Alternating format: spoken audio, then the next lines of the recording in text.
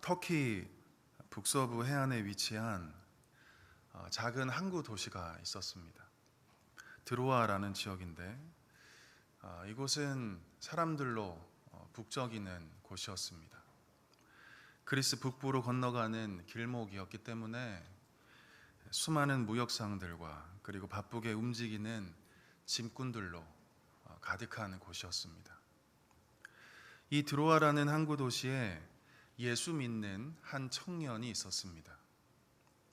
그의 이름은 운이 좋은 자, 행복한 자라는 의미를 담고 있는 유두고였습니다.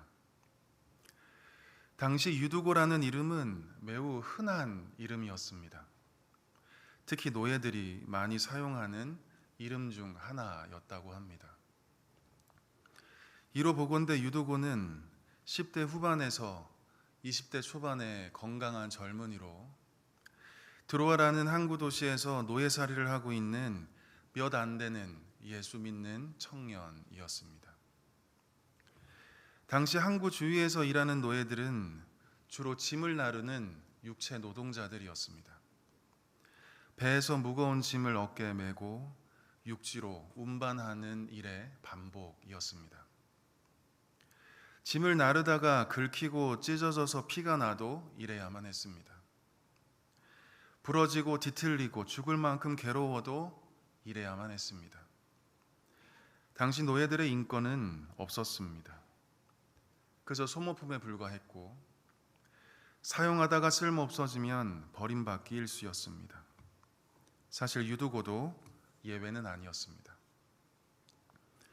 노예라는 신분으로 그가 할 수 있는 일은 일출 때부터 일몰 때까지 주인의 명령에 쉴 새 없이 움직이는 것밖에 없었습니다. 무거운 짐을 들고 지정한 곳까지 운반하는 일은 그의 일상이었습니다. 때로는 배에 올라가서 갑판을 청소하고 또 물을 길러서 배에 실어줘야 하는 일까지 해야만 했습니다. 그리고 고장난 배를 고치고 상인들의 물품을 안전하게 지키고 보관하는 일도 아마 노예였던 유두고가 해야 하는 일 중에 하나였을 것입니다. 식사 시간과 쉬는 시간도 오늘날처럼 보장되어 있지 않았기 때문에 일하면서 끼니를 때우고 또 일하면서 눈치껏 쉬어야만 했을 것입니다. 유두고에게 가장 행복한 시간은 언제였을까?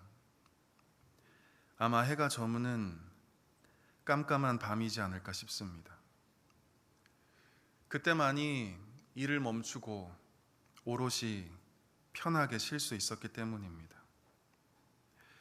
아무리 쉴 수 있는 공간이 좁고 또 더럽고 춥다 할지라도 유두고에게 있어서 그 밤만큼은 노예지만 해방과 또 자유를 경험하는 시간이었기 때문입니다. 마침 유두고에게 저녁이 찾아왔습니다. 온전히 쉴 수 있는 시간, 주인 눈치 보지 않고 다리 쭉 뻗고 누워 있어도 괜찮은 시간이 드디어 유두고에게 찾아왔습니다. 그런데 참 놀라운 사실은 지금 유두고가 있는 곳, 그곳은 그저 편안하게 쉴 수 있는 자리가 아니었다는 것입니다. 아침부터 저녁까지 육체 노동으로 지치고 피곤한 유두고가 향한 곳은 바로 교회였습니다. 하루 종일 무거운 짐을 나르느라 온몸이 아프고 쑤시지만 그가 향한 곳은 하나님을 예배하는 자리였습니다. 하나님의 말씀을 듣는 자리였습니다. 모든 일과를 마치고 난 뒤에 편안한 자리에서 쉴 수 있었지만 유두고는 그 쉼을 뒤로하고 자신의 고단한 몸을 이끌고 예배의 자리에 참여하고 있었다는 말씀입니다. 유두고라는 인물의 인생을 묵상하다 보니 지금 우리의 모습과 참 많이 닮아 있다는 생각이 들었습니다. 비록 우리는 자유가 없는 노예는 아니지만 노예처럼 살아가는 비참한 현실을 우리는 때로 목격하곤 합니다. 월급 받는 노예라는 말이 있듯이 아파도 일해야 하고 때로는 회사에 종속된 소유물로 취급받으면서 인간 대접받지 못한 채 살아가는 노동자들이 우리 주위에 얼마나 많이 있는지 모르겠습니다. 과중한 업무와 실적에 대한 압박감으로 수면제를 먹지 못하면 잠을 이루지 못하는 사람들이 우리 주위에 수두룩합니다. 장시간 앉을 수 없는 노동 환경과 끊임없는 감시 속에서 화장실 가는 것도 눈치 보여 못 갈 정도로 힘겹게 일하는 사람들이 참 많이 있는 것 같습니다.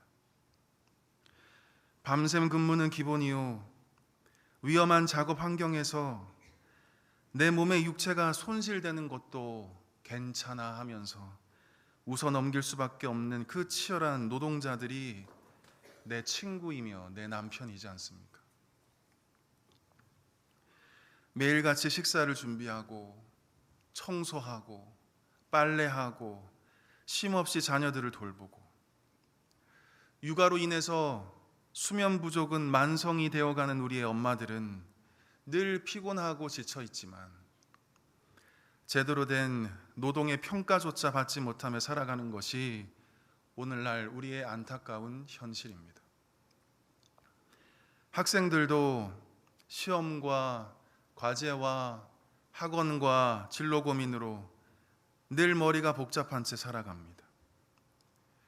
부모의 기대와 성취에 대한 부담감과 경쟁 속에서 비교와 불안으로 날마다 피곤해하며 지친 채로 집으로 돌아오곤 합니다.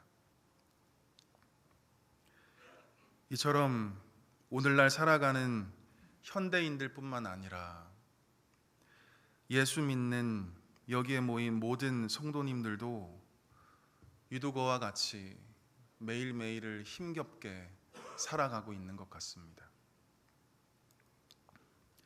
그럼에도 불구하고 피곤한 몸을 이끌고 예배 자리에 나온 여러분 모두를 주님의 이름으로 환영합니다.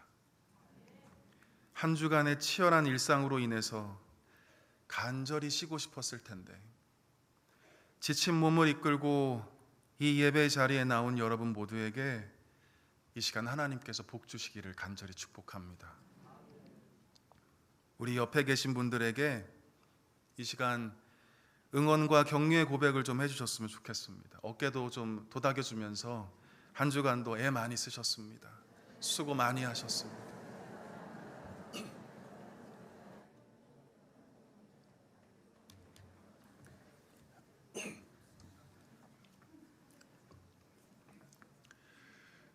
사랑하는 성도 여러분, 그렇게 고된 육체 노동을 마치고 편안하게 쉼을 누리고 싶었을 텐데 이 노예 유두고가 향한 곳은 예배하는 자리였습니다. 하나님을 찬양하고 성찬이 베풀어지고 하나님의 말씀이 선포되는 주의 임재로 가득한 교회를 향하여 유두고는 급히 발걸음을 옮기고 있었습니다. 오늘 본문 말씀 6절부터 우리 11절까지의 말씀을 우리 다 같이 한 목소리로 함께 읽어보도록 하겠습니다. 시작. 우리는 무교절 후에 빌립보에서 배로 떠나 다스만에 들어와 있는 그들에게 가서 이레를 머무니라. 그 주간의 첫날에 우리가 떡을 떼려 하여 모였더니 바울이 이튿날 떠나고자 하여 그들에게 강론할세 말을 밤중까지 계속하며 우리가 모인 윗다락에 등불을 많이 켰는데 유두고라 하는 청년이 창에 걸터 앉아 있다가 깊이 졸더니 바울이 강론하기를 더 오래 하매 졸음을 이기지 못하여 3층에서 떨어지거늘 일으켜보니 죽었는지라. 바울이 내려가서 그 위에 엎드려 그 몸을 안고 말하되 떠들지 말라 생명이 그에게 있다 하고 올라가 떡을 떼어 먹고 오랫동안 곧 날이 새기까지 이야기하고 떠나니라. 아멘. 유두고가 교회에 도착했을 때 그곳은 성도들로 발 디딜 틈이 없었습니다. 특히 사도 바울의 마지막 설교였기 때문에 그날은 드로아에 있는 모든 그리스도인들이 모여 있었던 것 같습니다. 그래서 유두고는 자리가 비어 있는 3층 다락에서 바울의 설교를 듣고 있었습니다. 시간이 얼마나 흘렀을까? 유두고는 육체의 피곤함을 이길 수 없었습니다. 설상가상으로 빼곡하게 자리한 사람들의 열기와 그리고 많이 켜놓은 그 등불에서 피어나오는 그 탁한 공기로 인해서 유두고의 눈꺼풀은 계속해서 감기고 있었습니다. 9절을 보시면 유두고가 깊이 졸았다고 표현해 주고 있습니다. 자, 우리는 이 대목에서 한 가지 생각해 보아야 할 것이 있습니다. 유두고가 하나님의 말씀을 듣고 있는 중에 깊이 잠들었다는 표현을 이 사도행전을 쓴 사도행전을 쓴 이 저자 누가는 왜 이렇게 기록한 것일까? 그를 망신 주려고 했던 것일까? 아니면 그의 연약함을 얘기하려고 했던 것일까? 그것도 아니면 유두고가 얼마나 피곤한 삶을 살고 있었는지 그 안타까운 삶의 현실을 변호해 주려고 했었던 것일까? 제가 묵상하면서 깨닫게 된 내용은 유두고가 하나님의 말씀을 들으면서 깊이 졸았다는 것이 지금 잘못되었다는 것을 말하려고 하는 것이 아니었습니다. 그가 졸면서까지 주님 앞에 있으려고 하는 하나님을 향한 열심, 너무 졸립고 너무 피곤함에도 불구하고 하나님을 붙잡으려고 하는 주님을 향한 마음의 태도, 지금 이것을 누가는 말하려고 했던 것 같습니다. 졸고 있는 유두고의 연약함에 초점을 맞추지 말고, 비록 유두고가 졸고 있지만 하나님을 향한 유두고의 마음을 한번 읽어보라는 말씀입니다. 제가 이 유두고의 이야기를 묵상하면서 사실 회개를 좀 많이 했습니다. 예배 시간에 꾸벅꾸벅 졸고 있는 성도들을 보면 가끔 속으로 정죄를 했기 때문입니다. 이렇게 좋은 담임 목사님의 말씀이 선포되는데 어떻게 졸릴 수가 있을까? 이 주옥 같은 말씀이 선포되는 이 자리에 어떻게 고개가 저렇게 떨어질 수 있는 거지? 근데 제가 오늘 이 유두고의 모습을 보면서 생각을 좀 고쳐 먹었습니다. 저렇게 졸린데도 주님 앞으로 나오려고 하는 저 열심을 바라보자.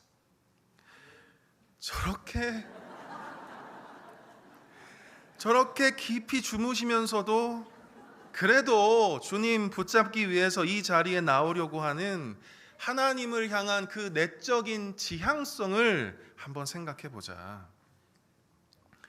졸고 있는 모습에 초점을 맞추지 말고 졸면서까지 주님 앞으로 나오려고 하는 그 하나님을 향한 마음을 한번 읽어보려고 애쓰니까 졸린 이들에 대한 그 정죄감보다는 측은히 여기는 마음이 제 마음 가운데 더 생기게 되었습니다. 제가 20대 초반에 서울 그 강동구 옆에 있는 하남시에서 한 2년 동안 살았던 적이 있었습니다. 하남시 잘 아시죠? 그런데 제가 다니고 있었던 그 교회는 서울 가장 왼쪽에 있는 강서구에 있었습니다. 그러니까 매주마다 이 교회를 오려면 서울 그 동쪽 끝에서 서울 서쪽 끝으로 가야 했기 때문에 대중교통으로 거의 2시간 정도가 소요되곤 하였습니다. 왕복 4시간이었죠. 몇 달을 반복하다 보니까 몸도 피곤하고 2시간 걸려서 교회 가면 맨날 예배 시간에 잠만 자고 있는 연약한 저의 모습을 발견하곤 하였습니다. 이럴 바에야 가까운 교회를 가자. 아무리 모교회지만 너무나 비효율적이다. 이런 생각을 하면서 새로운 교회를 알아보고 있었습니다. 어느 날 이제 마지막이라는 생각을 가지고 모교회를 향해서 버스를 타고 다시 지하철을 갈아타고 가고 있는데 문득 이런 깨달음이 있었습니다. 예배는 9시 30분이 되었을 때 예배가 시작되는 것이 아니구나. 이게 무슨 말이냐면 내가 주님을 만나기 위해서 옷을 입는 그 순간부터, 내가 하나님을 보고 싶어서 그 열심을 내는 그 순간부터, 하나님께 예배드리고 싶어서 버스를 타고 지하철을 갈아타는 그 순간부터 나의 예배는 시작되는구나. 예배는 효율을 따지는 게 아니라 하나님을 향한 그 마음이 중요한 거구나. 저는 이 깨달음을 얻고 버스 타는 순간부터 저의 예배는 시작되었습니다. 예배에 늦지 않으려고 허둥지둥 밥을 먹고 옷을 주섬주섬 갈아입는 그 순간부터 저의 예배는 시작되었던 것입니다.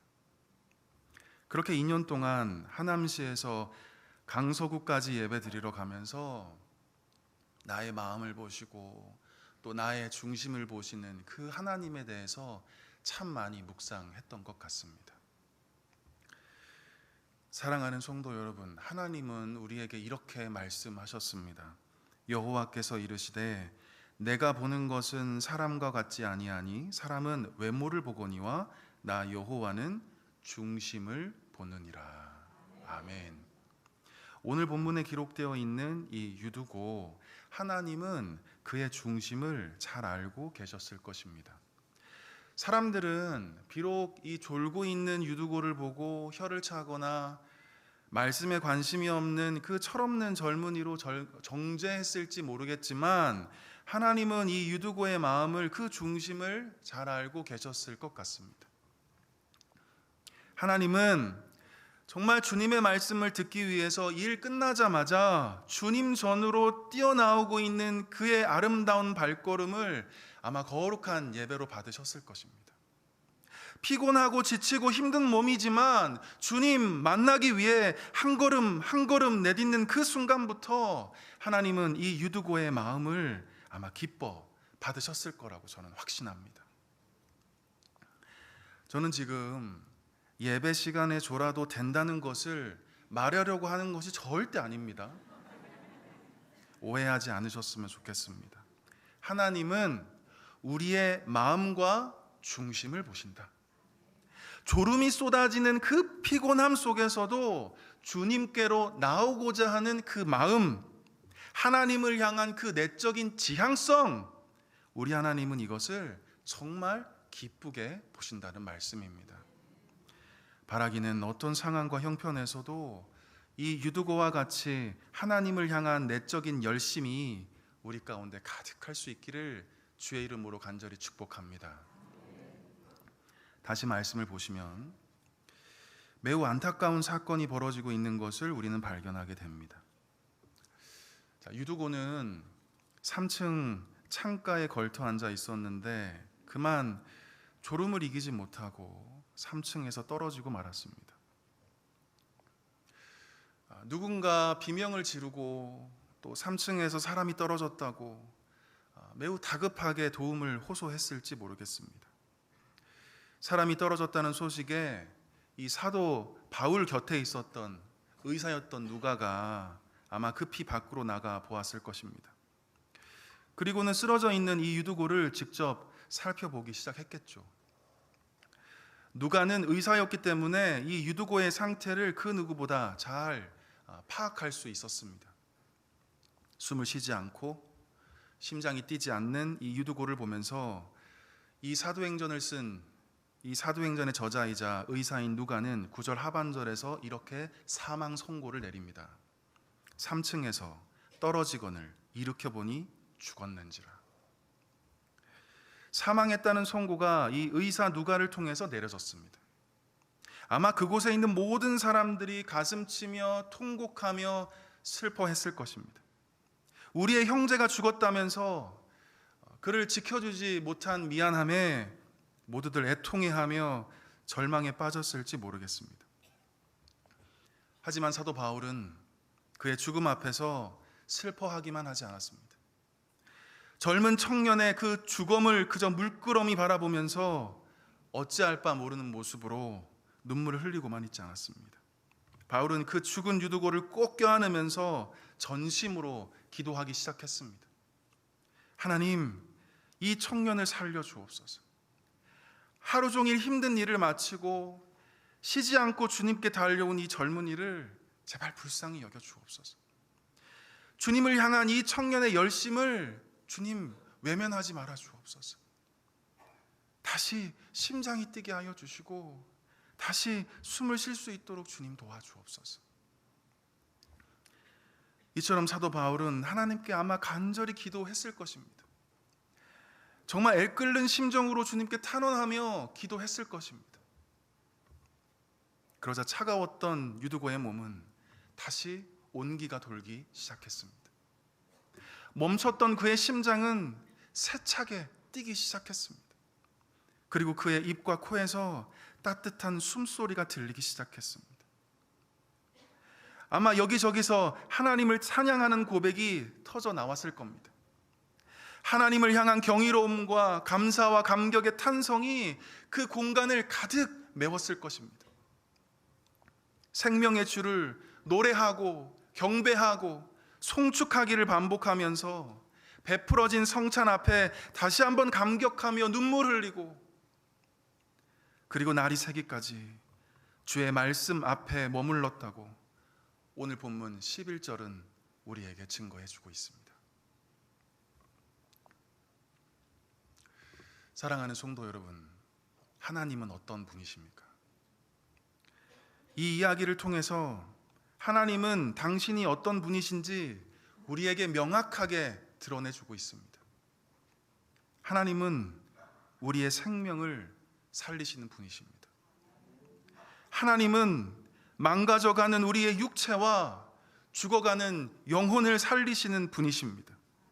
죄와 사망으로부터, 삶의 문제로부터 고통 가운데 있는 우리를 다시 소생시켜 주시는 분이십니다. 매일같이 지치고 무력감 속에서 무의미한 삶을 반복하며 살아가는 이들에게 참된 생명력을 주시는 분, 죄와 싸워보지만 늘 패배 절망감 속에서 허우적거리는 이들에게 또다시 싸울 수 있는 그 힘과 그 능력을 주시는 분, 우리 하나님은 생명의 주님이라고 오늘 이야기는 우리에게 말씀하고 있습니다. 에스겔 37장을 보시면 이 생명이 되시는 하나님에 대해서 매우 구체적으로 말씀해 주고 있는 것을 우리는 발견할 수 있습니다. 하나님이 이 선지자 에스겔을 데리고 어느 골짜기로 인도합니다. 그 골짜기를 자세히 보니까 심이 마른 뼈들로 가득하였더라, 이렇게 말씀합니다. 마른 뼈들을 보고 있는 에스겔에게 하나님이 묻습니다. 이 뼈들이 능히 살 수 있겠느냐? 주 여호와여, 주께서 아시나이다. 하나님께서 에스겔에게 다시 말씀하시기를 저 뼈들을 향하여 대언하라 그러십니다. 너희 마른 뼈들아, 여호와의 말씀을 들을지어다. 주 여호와께서 이 뼈들에게 이같이 말씀하시기를 내가 생기를 너희에게 들어가게 하리니 너희가 살아나리라. 이 하나님의 말씀을 에스겔 네가 대언하라는 것입니다. 그러자 에스겔이 주저하지 않고 망설이지 않고 이 하나님의 명령을 따라 대언합니다. 그러자 마른 뼈들이 거짓말처럼 꿈틀대기 시작합니다. 이 뼈 저 뼈가 들어맞아서 뼈들이 서로 연결됩니다. 뼈에 힘줄이 생기고 살이 오르고 가죽이 덮입니다. 하지만 아직까지 죽어 있는 상태였습니다. 왜냐하면 그 속에 생기가 없었기 때문입니다. 하나님이 재차 에스겔에게 대언하라 명령합니다. 생기야, 사방에서부터 와서 이 죽음을 당한 자에게 불어서 살아나게 하라. 이 하나님의 말씀을 에스겔이 대언하자 생기가 그 속에 들어가매 곧 살아나서 일어나 서는데 극히 큰 군대가 되었다고 에스겔 37장은 우리에게 증거해 주고 있습니다. 이처럼 에스겔이 마른 뼈를 향하여 하나님의 말씀을 대언할 때 마른 뼈가 살아나기 시작했습니다. 하나님의 말씀이 선포되고 성령이 그 속에 임하자 그 마른 뼈들이 온전히 살아나서 하나님의 군대가 되었다는 말씀입니다. 이 에스겔의 환상처럼 하나님은 당신의 말씀으로 죽어있는 자를 다시 살리시는 생명의 주님이십니다. 무기력한 우리에게 하나님이 말씀하실 때 성령의 능력으로 우리를 회복시켜 주시는 분이십니다. 모든 것들을 포기한 채 이제 죽기만을 기다리는 자에게도 하나님은 당신의 말씀으로 다시 일어날 수 있는 힘을 주시고 다시 살 수 있는 용기를 북돋아 주시는 분이십니다. 38년 된 병자가 있었습니다. 무기력하게 남을 탓하며 하루하루 죽어가는 날만 손꼽아 기다리는 사람이었습니다. 하지만 우리 예수님이 일어나서 네 자리를 들고 걸어가라 말씀하실 때 그 38년 된 병자가 곧 나아서 자리를 들고 걸어가게 되었다고 말씀합니다. 회당장 야이로에게 어린 딸이 하나 있었습니다. 그런데 어떤 영문인지 곧 죽게 생겼습니다. 다급한 그 도움의 요청으로 예수님이 그 딸을 보려고 가고 있었는데 그만 딸이 죽고 말았습니다. 예수님은 이 아이가 죽은 것이 아니라 자고 있다고 말씀하셨습니다. 그러자 많은 사람들이 예수님의 말에 비웃기 시작했습니다. 그러자 예수님이 그 죽은 아이의 손을 잡고 말씀합니다. 달리다 굼, 내가 너에게 말하노니 소녀야 일어나라. 예수님의 말씀 한마디로 그 소녀는 다시 일어나서 부모의 품에 안기게 되었습니다. 예수님께서 말씀하시면 사랑하는 성도 여러분, 우리는 다시 살 수 있습니다. 다시 회복될 수 있습니다. 다시 일어날 수 있습니다. 한 주 동안 직장에서, 가정에서, 여러 삶의 자리에서 일하시느라 얼마나 피곤하고 지치셨습니까? 상사한테 구박당하고 관계적인 어려움으로 마음의 상처를 입고 내 마음대로 되지 않는 사업과 내 아들, 딸의 그 문제로 인해서, 그리고 내가 가지고 있는 그 질병으로 인해서 마음이 얼마나 무거우십니까? 그런데 이 시간 모든 걱정과 근심을 뒤로하고 하나님의 말씀이 선포되는 이 예배당에 나온 것은 하나님이 여러분들을 다시 살리시고자 하시는 놀라운 계획 가운데 있다는 것을 여러분 믿으실 수 있기를 바랍니다. 생명의 하나님은 우리가 이 시간 주님의 말씀으로 다시 살아나기를 간절히 바라고 원하십니다. 능력이 많으신 우리 하나님은 이 시간 선포되는 주의 말씀과 그리고 지금 이곳에 임재하시는 성령 하나님의 충만하심으로 우리가 다시 회복되고 새롭게 되기를 간절히 바라고 원하신다는 말씀입니다. 우리가 이 시간 영적인 눈을 들어서 생명의 주님을 바라보았으면 좋겠습니다. 죽어가는 나의 영혼을 다시 살리시고 연약한 나의 육체를 다시 강건케 하시고 상한 나의 심령을 이 시간 새롭게 하실 줄 믿습니다. 유두고가 왜 그 피곤한 몸을 이끌고 주님 앞으로 나왔을까? 유두고가 왜 그 지치고 상한 몸을 이끌고 쉬지 않고 미련스럽게 예배 자리로 나왔을까? 유두고가 속해 있는 노예살이의 현장은 죽임의 세상이었습니다. 생명이 없는 세상이었습니다. 인간 대접받지 못하는 자리, 쓸모없으면 그저 갖다 버리는 죽음의 자리가 바로 유두고가 속해 있는 노예살이의 현장이었습니다. 따뜻한 말 한마디와 그 어떤 사랑과 용서도 없는, 심지어 내 존재를 인정해 주지도 않는 매우 냉혹하고 인간성이 상실된 곳이 바로 유두고가 살아가는 비참한 이 세상의 모습이었습니다. 하지만 유두고가 그토록 자기의 심을 포기하면서까지 주님 앞으로 나온 까닭은 하나님은 이 세상과 다르게 생명을 주시는 분이기 때문입니다. 하나님께 나오면 살 수 있기 때문이었습니다. 주인에게 수치를 당하고 상인들에게 모욕을 당해도 하나님 앞으로 나오면 다시 살아갈 힘과 용기를 얻을 수 있었기 때문입니다. 내 마음이 불편하고 불안하고 비참한 삶이 반복된다 할지라도 주님 앞으로 나오면 주님 주시는 평안으로 충만해질 수 있었기 때문입니다. 내 비록 하찮은 노예지만 내가 죽으면 누구 하나 장례 치러줄 사람 없는 너무나 가난하고 가난한 사람이지만 주님 앞으로 나오면 하나님이 내 아버지가 되시고 내가 하나님의 자녀라는 사실로 인해서 다시 한번 힘을 내서 살아갈 수 있었기 때문입니다.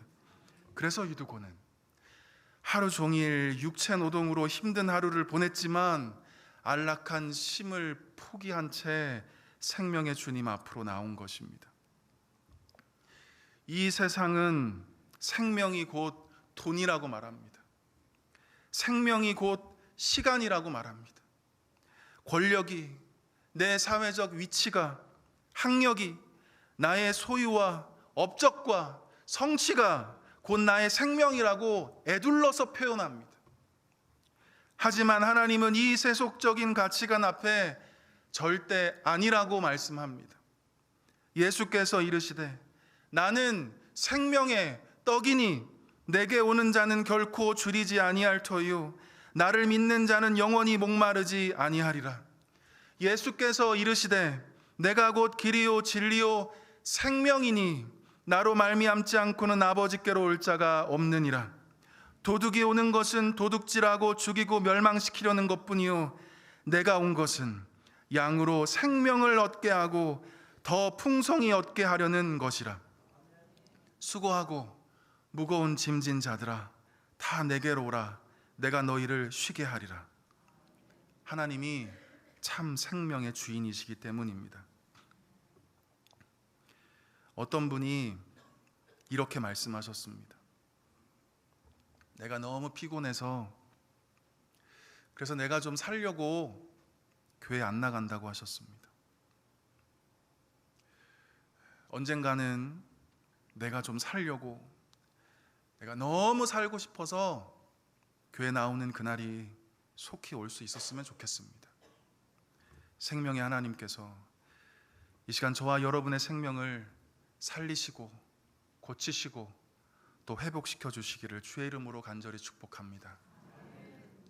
우리 마지막으로 12절 말씀 우리 다 같이 한번 읽어보도록 하겠습니다. 12절입니다. 함께 읽어보겠습니다. 시작. 사람들이 살아난 청년을 데리고 가서 적지 않게 위로를 받았더라. 아멘. 다시 살아난 유두고를 통해서 많은 사람들이 위로를 받았다 말씀합니다.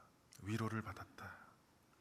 여기서 위로를 받았다는 뜻은 힘을 북돋아주다, 용기를 북돋아주다라는 의미입니다. 다시 말해서 믿음이 연약한 자가 이 유두고를 통해서 강하고 흔들림 없는 그 믿음 위에 다시 서게 되었다 하는 말씀입니다. 불안과 두려움 가운데 있는 자가 이 유두고를 통해서 다시 용기를 얻고 힘있게 일어서게 되었다 하는 말씀입니다. 신앙의 열심을 잃었던 자가 이 유두고의 위로를 통해서 다시 열심을 가지고 하나님께 헌신된 자로 바로 서게 되었다는 뜻입니다. 저는 이것이 바로 하나님이 유두고를 살리신 목적이라고 믿습니다. 유두고를 다시 살리신 것, 그 자체가 목적이 아니라 다시 살아난 유두고를 통해서 하나님의 위로를 전하고 하나님의 살아계심을 드러내는 것이 바로 하나님께서 유두고를 살리신 분명한 이유라고 저는 믿습니다. 성경 곳곳을 보면 오늘 이 유두고와 같이 하나님의 위로를 전하는 사람들이 참 많이 있었다는 것을 우리는 알 수 있습니다. 그 대표적인 사람이 바로 다윗의 친구였던 요나단이었습니다. 이 요나단의 아버지가 사울 왕이었는데 이 사울 왕이 여러모로 뛰어난 이 다윗을 바라보면서 굉장한 시기심을 느낍니다. 그리고 여러 가지 정치적인 이유 때문인지 몰라도 사울 왕이 다윗을 죽이려고 하였습니다. 그 죽음의 위협 앞에서 요나단의 도움으로 잠깐 그 죽음의 고비를 벗어나 보지만 계속해서 다윗은 사울을 피해 도망자의 신세로 살아가야만 했습니다. 다윗은 도망을 다니면서 굉장한 고통을 경험합니다. 자신을 도왔던 제사장 85명이 죽임을 당하고 살아남기 위해서 적국의 왕 앞에서 미친 채 한번 해보기도 하고 하나님이 주신 선한 마음으로 그 일라 주민을 도와주었지만 그들에게 배신을 당하는 일까지 벌어지면서 다윗은 모든 것을 체념하고 이제는 죽기를 바라는 처지가 되어버리고 말았습니다. 바로 그때 이 사울 왕의 아들 요나단이 찾아와서 다윗을 위로합니다. 우리 사무엘상 23장 16절 말씀을 우리 다 같이 한번 읽어보도록 하겠습니다. 시작. 사울의 아들 요나단이 일어나 수풀에 들어가서 다윗에게 이르러 그에게 하나님을 힘있게 의지하게 하였는데. 아멘. 지금 어떤 상황이냐면 다윗은 도간에 든 쥐처럼 꼼짝도 할 수 없는 상황이었습니다. 사울 왕의 군대가 에워싸서 이 다윗의 숨구멍이 점점 조여오고 있는 매우 위급한 사태였습니다. 절망 그 자체였고 도저히 희망이 보이지 않는 국면이었습니다.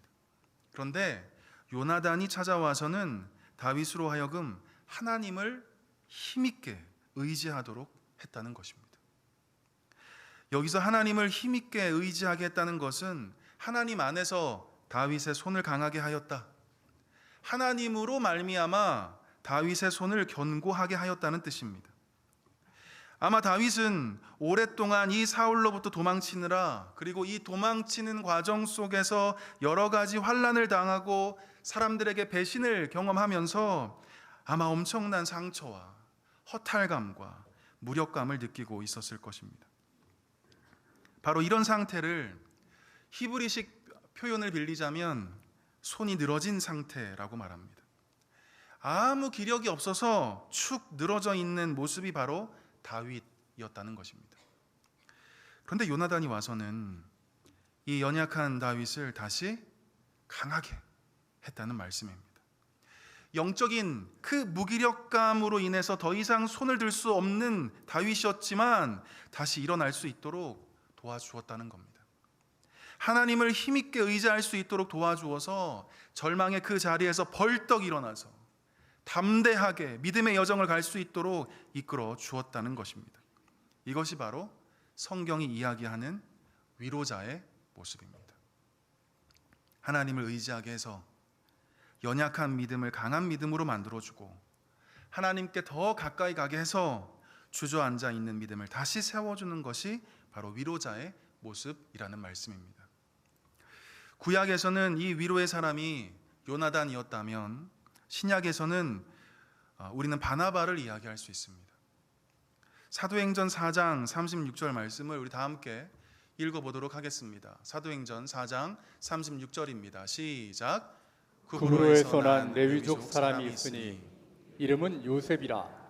사도들이 일어나 일컬어 바나바라 번역하면 위로의 아들이라 하니. 아멘. 우리가 잘 알고 있는 이 바나바, 원래 이름은 요셉이었는데 그가 얼마나 위로를 잘했던지 사람들이 그를 위로의 아들이라고 불렀다고 얘기합니다. 그 위로의 아들이 바로 바나바라고 이야기하고 있는 것이죠. 바나바는 아무도 돌아보지 않는 사람에게 관심을 가지고 그를 잘 세워서 훌륭한 일꾼 될 수 있도록 돕는 데 능한 사람이었습니다. 그 대표적인 인물이 바로 바울이었습니다. 바울이 바울 될 수 있도록 도와주었던 사람이 바로 바나바였습니다. 사람들은 바울을 의심하고 적대시하고 두려워했지만 바나바는 바울을 믿어주고 그를 돌봐주고 심지어 그를 사역의 파트너로 삼아서 마침내는 유럽 전역에 복음을 전하는 사도의 삶을 살아가는데 지대한 도움을 주었던 사람이 바로 바나바였습니다. 그가 이렇게 위로의 아들로 살아갈 수 있었던 비결이 무엇이었을까? 사도행전 11장 24절에서 그 힌트를 발견할 수 있는데 우리 다 함께 한번 읽어보도록 하겠습니다. 시작. 바나바는 착한 사람이요 성령과 믿음이 충만한 사람이라. 이에 큰 무리가 주께 더하여지더라. 아멘. 바나바가 위로의 아들로 살 수 있었던 이유가 바로 성령으로 충만했기 때문이라고 말씀합니다. 그가 성령으로 충만했기 때문에 믿음이 연약한 자를 다시 세울 수 있었고 낙심한 자를 다시 용기 백배할 수 있도록 도와주는 그 위로자로 살아갈 수 있었다는 것입니다. 우리가 잘 알고 있는 것처럼 성령님은 별명이 있습니다. 보혜사이죠. 그런데 보혜사란 어떤 뜻인가? 위로자라는 뜻입니다. 상담자라는 뜻입니다.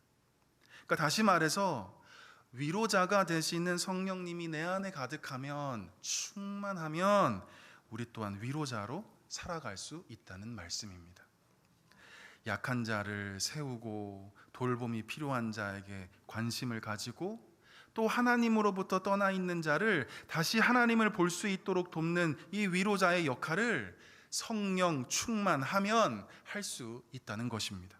성령님은 위로자이시기 때문입니다. 사랑하는 성도 여러분, 우리가 어떻게 유두고처럼 위로자로 살아갈 수 있을까? 우리가 어떻게 요나단처럼, 이 바나바처럼 위로자로 살아갈 수 있을까? 우리의 힘으로 할 수 없는 일입니다. 우리의 능력으로도 할 수 없고, 우리의 이 작은 지혜와 사랑으로도 할 수 없다는 것을 우리는 잘 알고 있습니다. 하지만 우리의 위로자가 되시는 성령님은 우리를 통해서 하실 수 있습니다. 우리는 할 수 없지만 하나님은 우리를 통해서 하실 수 있습니다. 우리가 이 예배를 통해서 유두고와 같이 하나님의 은혜를 경험했다면, 다시 나를 살리시고 다시 나를 회복시키시고 다시 나를 새롭게 하시는 이 주님의 은혜를 이 시간 경험했다면, 이제는 세상 한가운데 나아가서 위로하는 자로 살아가는 저와 여러분 모두 되었으면 좋겠습니다. 성령님이 나와 함께 하시면 우리는 위로자로 살아갈 수 있습니다. 위로자 되시는 성령님이 우리와 함께 하시면 연약한 자를 강한 자로 세울 수 있습니다. 믿음에서 이탈한 자를 다시 돌아오게 할 수 있습니다. 세상을 의지하고 있는 자를 이제는 하나님을 힘있게 의지하는 자로 세울 수 있습니다. 절망하고 포기한 채 주저앉아 있는 자를 다시 일어나서 저 푯대를 향해 걸어가게 할 수 있습니다. 바라기는 우리 모두 성령을 힘입어서 유두고와 같이 위로자로 살아가시기를 주님의 이름으로 간절히 축원드립니다. 기도하겠습니다. 거룩하신 하나님 아버지, 새벽부터 저녁까지 쉴 새 없이 일하다가 쉬고 싶은 마음 뒤로 미루고 주의 은혜를 사모함으로 유두고와 같이 주님 앞으로 나온 주사랑교회 모든 성도들을 이 시간 주목하여 주옵소서. 간절히 바라옵는 것은 이들에게 세상이 줄 수 없는 하늘의 위로를 허락하여 주시고 하나님이 주시는 평안으로 충만케 하여 주옵소서.